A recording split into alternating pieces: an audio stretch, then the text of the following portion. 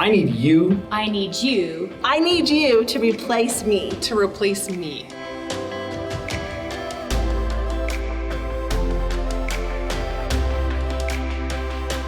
When I first went to college, I initially was not an education major. I was actually a pre-law major.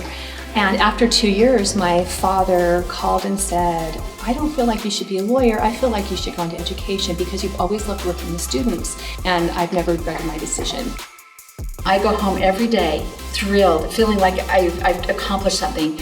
Every day is a new adventure. You know, all these different teachers throughout my life that made an impact on me, I want to make that same impact on kids in the future. You're going to touch more people's lives by being a teacher than you could in any other profession. But also my students are brilliant. They think really interesting, deep thoughts about the world and about politics and about issues and social justice and about my content, psychology.